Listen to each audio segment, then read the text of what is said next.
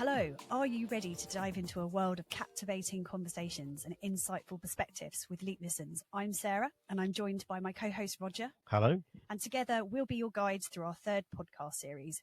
Leap Listens is proudly presented by Leap Create, a dynamic people communications agency that partners with organisations to communicate their unique culture and values. Go and check us out at leapcreate.co.uk.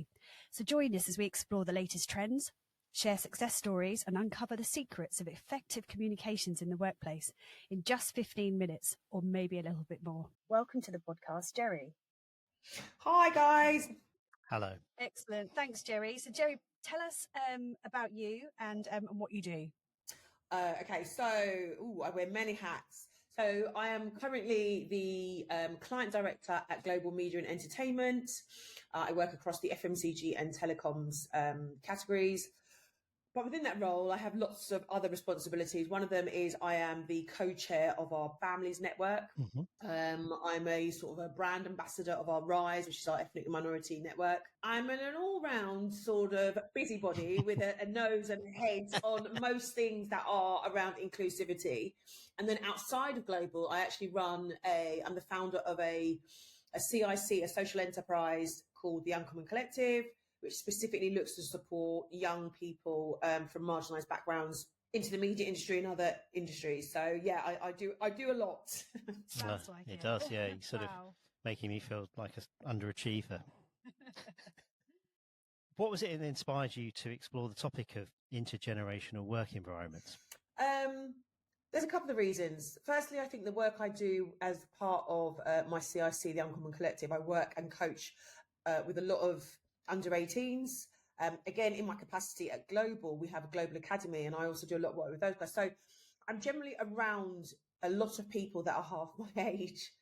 And over the last 2 to 3 years, the amount I've learned, the amount I've experienced, the amount that I've learned from them, they've learned from me, and the conversations that we have around supporting them in the workforce really made me think that actually this is something that needs to be explored more. Because when people often talk about inclusivity, it's very much around some of the more protected characteristics like disability, mm-hmm. like race, and and gender, and those are important. But actually, intergenerational isn't a protected characteristic, and yet we have a workforce that is filled with at least 3 or 4 different generations, and that has caused some tensions. And if we are going to create a more inclusive workforce, then understanding the challenges, the benefits, and how we can all work together helps create good working practices.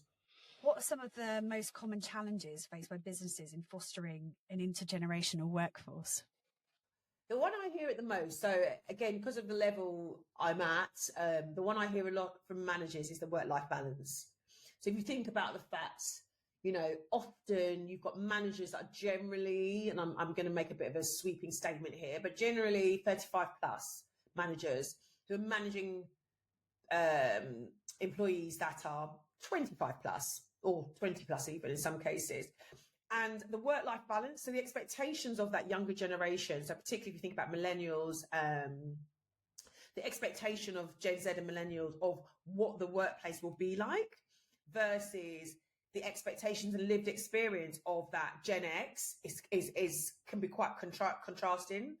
So I think that work-life balance and getting that right has been quite difficult. And in particular, I think even more so now with coming out of the pandemic with flexible working, I think that continues to be a challenge for all. I think other challenges are communication styles, the traditional means of communicating. So if I think about potential CEOs, and again, I'm going to make a sweeping statement, not all companies, but, if you think about, as a stereotypical CEO, you would imagine generally to be maybe someone, post 40, post 50, their communication style versus a much younger workforce can feel very jarring to both, actually. So I think communication styles have been quite challenging. Those are the two areas that I often hear of a lot, but it's kind of across everything. It's kind of expectations around work, how you communicate, how you dress, flexible benefits, the kind of benefits that they're offering can be quite challenging. Do they support all the different generations that you have? the language that you use, you know, it's quite disrespectful to call your Gen Zellers, and I've heard this said, you know, they're all snowflakes, you know, they're all suffering from anxiety. You know, that's actually quite disrespectful. But on the reverse side, then to hear, you know, well, you know, God, you know, Mike X doesn't know how to use technology because, you know, God forbid it, he's over 50. Again, it's you know, and so I think we in the world that is far more inclusive, we all have to be mindful of the language that we're using and understand, you know, what it means to have an intergenerational workforce. It's almost a kind of acceptable level of discrimination, isn't it? Because it's put down as banter. And absolutely. It is absolutely fascinating because we've got a really good diverse range of ages here. And I kind of notice it mainly around music and frequently mentioning bands that I think are current and hip to the jive, only to be told, who? No, I totally agree with you. But even if you look at dress sense, so, you know, if I look around my office, what I deem, and I'm a 40-plus-year-old woman, what I deem acceptable as dress sense, and I've learned to dress down. I like, and again, I think, you know, when I first started in the workforce, going to work, I had specific work attire that was just for work, you know, and now, you know, the world has become certainly more relaxed. I saw something around Brad Pitt on the red carpet, and he was in like denim shirt and like slack trousers, and it was like, you know, gone are the days where he used to wear a tuxedo. So, you know, if Hollywood can do it, then we can all do it. But I think what is, you know, really telling is when you go into the workforce, and you'll often see the dress sense very different from those that are millennials and Gen Zers, often over your slightly older workforce. And so I think it's from it can be something as simple as dress sense and music, you know, which is something we all have commonalities in, to something quite extreme as that work culture balance and benefits and things that really impact people's lives. Yeah, and it's interesting also from like a marketing point of view, like when we're looking at, say, recruitment marketing and the difference in TikTok, for example, like people were saying, we won't use that, but your younger generation absolutely will. Absolutely. So you need to be thinking about that. Yeah, and also I then sort of find that I have some of these niggling insecurities because TikTok isn't a natural social media platform for me to be on. But then you kind of, you know, it's incumbent upon me to understand and know what's kind of happening out there. But it doesn't feel like necessarily a kind of immediately comfortable place.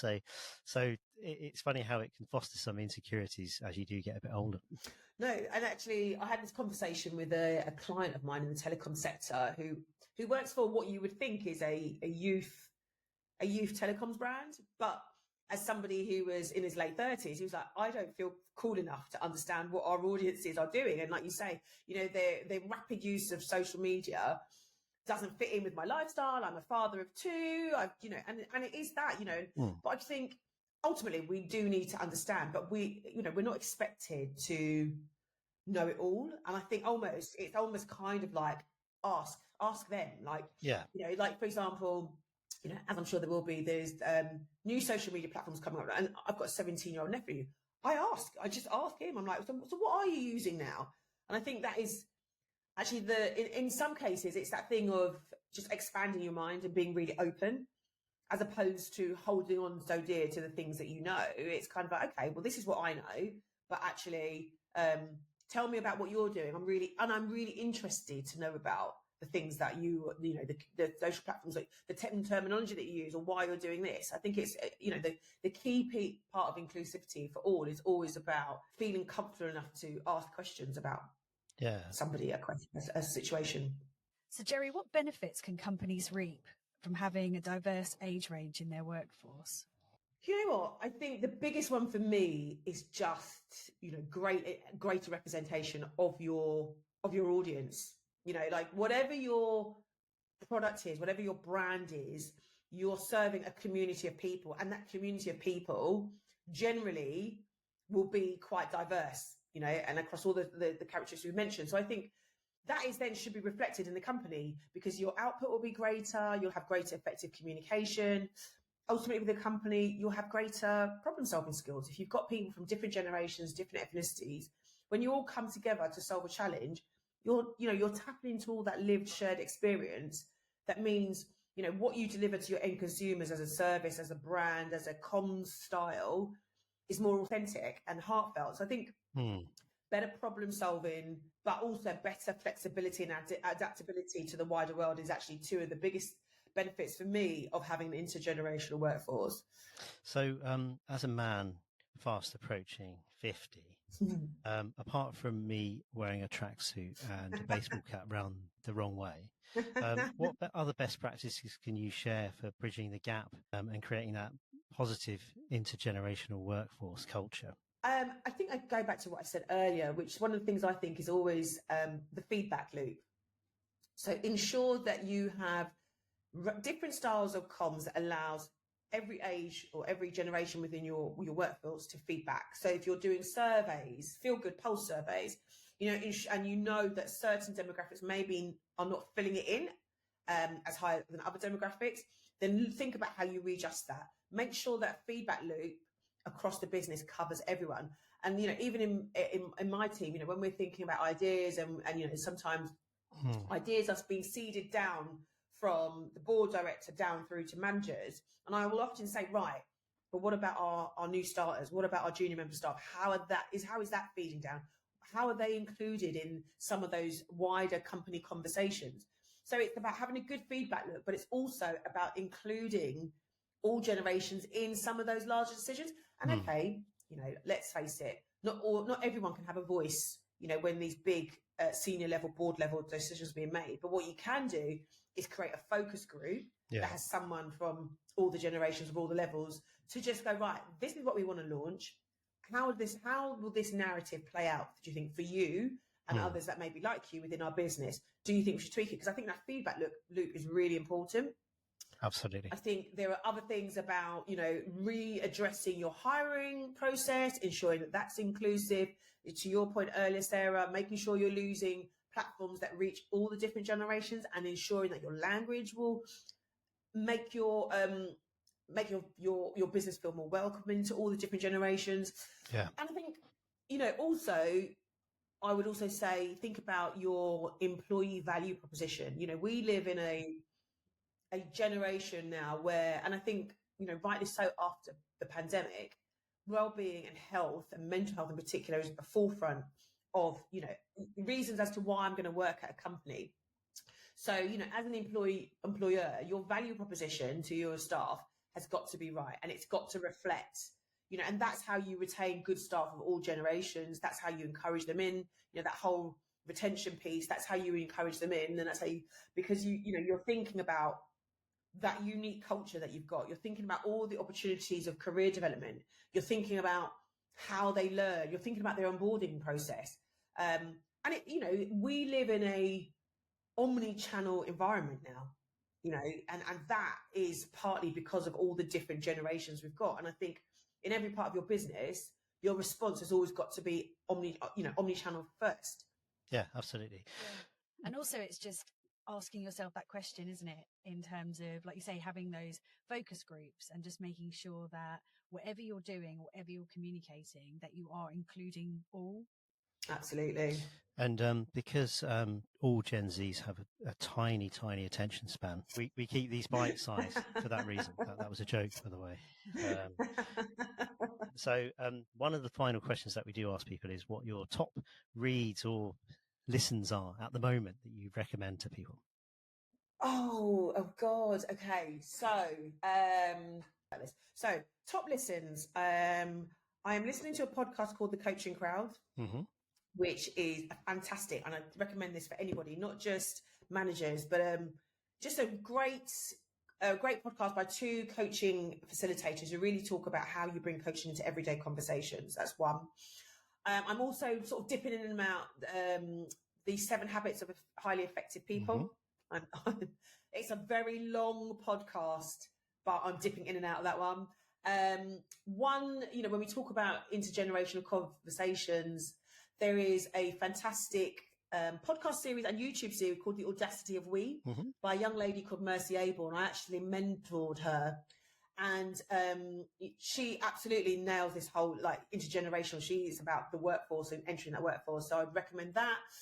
And then I think my last one would be there's a book and it's called The Business of You.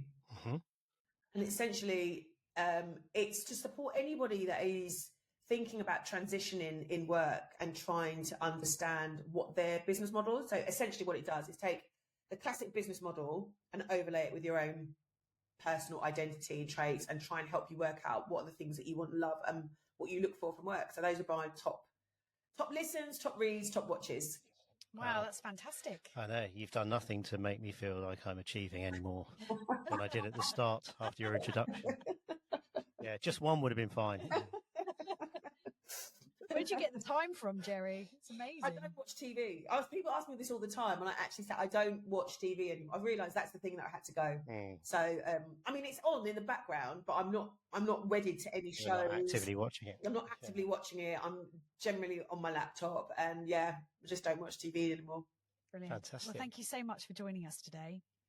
Sarah and Roger, it was absolutely my pleasure. I've loved every minute of it. Thank you so much for having me. You're very welcome. Thanks for listening. For more expert insights, check out our other bite-sized episodes, perfect for micro-learners and those with a short attention span, just like me.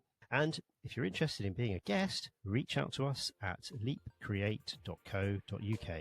See you next time.